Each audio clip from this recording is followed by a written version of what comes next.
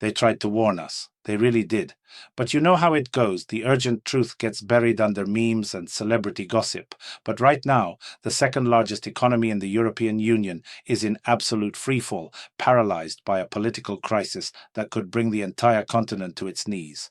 And at the exact same time, we're seeing a former American president treat his closest neighbors, his most critical allies, like enemies. Coincidence or a pattern of chaos? I'm Andrew Mitrich. I used to be an analyst inside a state-run media machine, but I chose to speak the truth instead of their script. Now I'm here, in the heart of Europe, connecting the dots for you. Today, we are looking at two stories that seem separate but are deeply, dangerously connected. The political implosion in France and the economic warfare Donald Trump has launched against Canada and Mexico. If this work matters to you, if you believe in the truth, please take a second to click that like button, subscribe, and maybe even support the channel through the link below. It's you who keeps this independent voice alive, because tomorrow the news could change everything. Let's start with the mess in North America. Donald Trump, back in the White House, decided the best way to deal with immigration and trade deficits was to start a trade war. Not with China, not with Russia, but with Canada and Mexico. You won't believe this. He slapped a massive 25% tariff on almost all goods coming from these two countries: steel, aluminum, cars, you name it. The official reason? National security. Let me repeat that. He claimed that steel from Canada, a NATO ally, was a threat to the United States. He also said the tariffs would stay until both countries completely stopped the flow of illegal immigration and drugs. This wasn't a scalpel, it was a sledgehammer.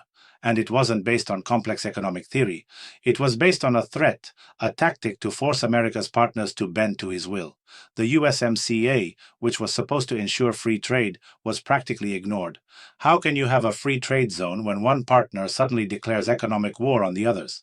This wasn't just a policy shift, it was a betrayal. Friends, I'm sure you know how to think critically and don't fall for the sweet fairy tales that most people are fed. You're looking for answers, not excuses, facts, not convenient slogans. And this channel exists exactly for smart, critical thinking people like you. Subscribe right now because ahead are even more news, life hacks, and ideas that help you see the bigger picture. When there's noise and manipulation all around, your critical mind is your best defense. Subscribe to the channel because together we are stronger, and only together can we change reality instead of adapting to it. Just imagine that for a second. You're Canada. For decades, you've been America's most reliable partner. You share the world's longest undefended border. Your economies are completely intertwined. And then one morning, the President of the United States calls you a national security threat. It's not just insulting, it's absurd. This is the kind of chaos that leaders in Moscow and Beijing dream of. The West turning on itself. For what? To score some cheap political points? Of course, Canada and Mexico didn't just sit there. They retaliated. Canada hit back with its own tariffs on billions of dollars of American goods. Mexico did the same. So now you have a pointless, self-inflicted economic conflict between three allies who should be united against genuine threats. Who does this help? Does it stop a single gram of fentanyl? Number?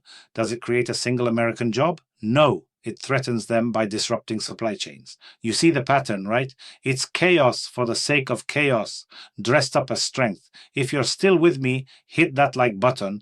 It tells me you want the truth, not just the headlines. But if you think this is bad, wait until you hear what's happening in France. Now, let's cross the Atlantic to Paris. The situation in France is nothing short of a political meltdown. President Emmanuel Macron, once seen as the dynamic leader of a new European generation, is now facing calls for his impeachment. Here's where it gets even worse. His government, led by Prime Minister François Bayrou, collapsed after losing a confidence vote in Parliament. This was the fifth time in less than 2 years that Macron had to appoint a new Prime Minister. The crisis was triggered by the budget. The government was trying to push through massive spending cuts to control France's soaring debt, which is now over 113% of its GDP. But nobody could agree. The far left, led by Jean-Luc Mélenchon, and the far right, led by Marine Le Pen, joined forces to bring the government down. Now the opposition is launching impeachment proceedings against Macron himself, using Article 68 of the Constitution, which allows for removal in the case of a serious breach of presidential duties. What do you think? Comment below. This isn't just French domestic politics. This is a five-alarm fire for the entire European Union. France is not some small nation on the periphery. It is the core, along with Germany, that drives the entire European project. And right now, that core is paralyzed. You won't believe this. With France in chaos, Europe's ability to act is crippled. Think about the war in Ukraine. Macron has been a key voice in supporting Kyiv, but with his domestic authority shattered, how can he lead on the world stage? How can Europe stand up to Russian aggression when one of its most powerful members is tearing itself apart? And who benefits from this division? The Kremlin, of course. They love to see a weakened Europe, unable to agree on sanctions, unable to fund its own defense. Le Pen and Mélenchon, whatever their differences, have created a situation that serves Putin's interest perfectly.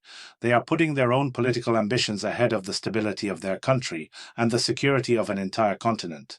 It is a breathtakingly irresponsible gamble with the future. So, what have we seen today?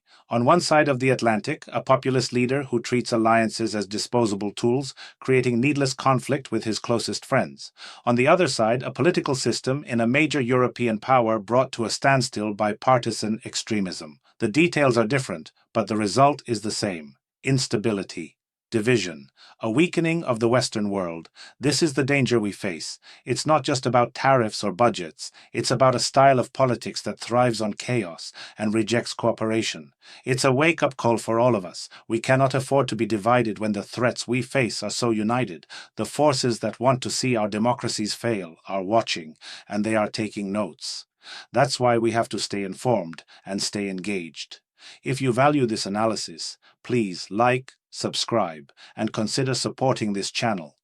We are a community fighting for clarity in a world of confusion, and your support makes it all possible.